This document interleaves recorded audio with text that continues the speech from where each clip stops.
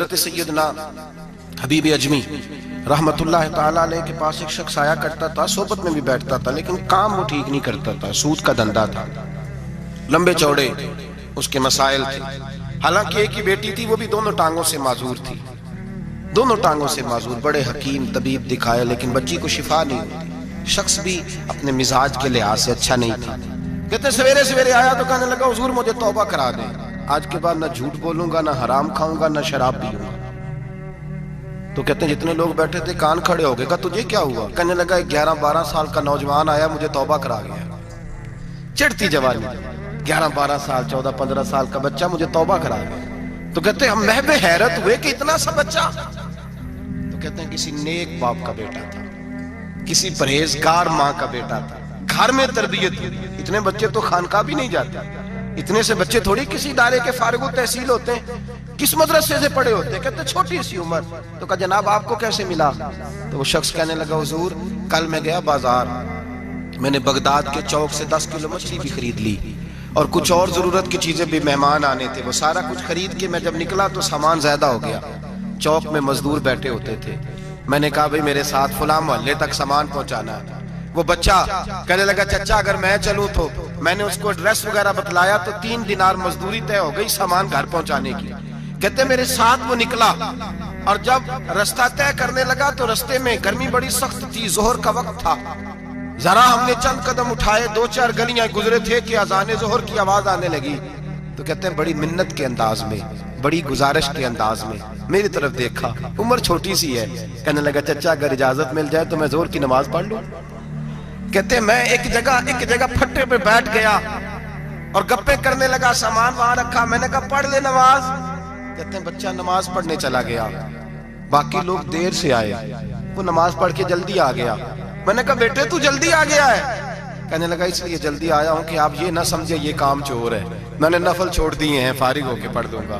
کہتے ہیں سامان اٹھایا، رستے میں گرمی شدت کی تھی، اس کا پسینہ بہنے لگا، میں آگے بڑھا، میں نے کہا بیٹے سامان تھوڑی دیر کے لیے مجھے دے دو، گرمی زیادہ ہے۔ کہنے لگا چچا کسی کا تربیت یافتہ ہوں، کسی نے ٹریننگ دی ہے، کہا ماں باپ نے کہا تھا حرام لقمہ گھر نہ لانا، کہا بات کیا ہوئی؟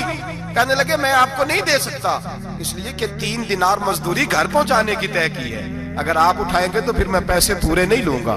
دامان نے توکل کی، یہ خوبی ہے کہ اس پر پیبند لگے ہوتے ہیں پر دھبے نہیں ہوتے، میں پھر مزدوری پوری نہیں لوں گا، پیسے کم لوں گا۔ کہتے ہیں میں محو حیرت ہو گیا، اس جوان کی بات نے میرے سارے وجود تھر تھر کبا ڈالا کہ اس دور میں اس قسم کے لوگ۔ کہتے ہیں گھر لے گیا اس کو، میں سامان رکھا، میں نے کہا تم یہاں ٹھہرو میں 3 دینار مزدوری لاتا ہوں۔ کہتے ہیں پیسے لینے گیا تو بیوی کو بتایا بڑا نیک ہے، بڑا پرہیزگار جوان ہے، کہنے لگی روٹی پکی ہوئی ہے، اسے کہو دوپہر کا کھانا کھا لے۔ کہتے ہیں میں باہر گیا، 3 دینار تھمائے، میں نے کہا بیٹے ایک بات مانو گے؟ تو کہتے ہیں 3 دینار دے کے کہنے لگا اب تو آپ مالک ہو گئے، میں نے نمک کھا لیا ہے، اب تو ہر بات مانوں گا، اصلہ نال یہ نیکی کریے نسلہ تاک نہیں بھول دے، میں اب ہر بات مانوں گا۔ تو میں نے کہا دوپہر کا کھانا کھا لو۔ کہتے ہیں اس کی گردن جھک گئی اور بڑے دھیمے لہجے میں کہنے لگا میں نہیں کھا سکتا، میں نے روزہ رکھا ہوا ہے، روزہ رکھا ہوا ہے، نفلی روزہ رکھا ہوا ہے۔ کہتے ہیں میں اور پریشان ہوا، میں نے فوری طور پہ سوال کیا کہ اب تو کدھر جائے گا؟ تو کہنے لگا اب میں کہیں نہیں جاؤں گا، میرے 1 دن کا خرچہ میرے ماں باپ نے جو ڈیوٹی لگائی ہے وہ 3 دینار ہے، پورا ہو گیا ہے، اب میں باقی جو وقت بچے گا یا قرآن پاک کی تلاوت کروں گا یا محمد عربی پہ درود و سلام پڑھوں گا۔ میں نے کہا افطاری کر لینا، کہنے لگا مجھے مسجد بتا دو، میں جا کے اللہ اللہ کرتا ہوں، مجھے شام کو لے آنا۔ افطاری ہمارے ساتھ اس کی طے ہو گئی، مسجد چلا گیا، مغرب بعد لینے گیا تو کہنے لگا عشاء کے بعد آنا، اب تو میں نے پانی سے افطار کر لیا، کھانا کھانے جاؤں گا تو جماعت رہ جائے گی۔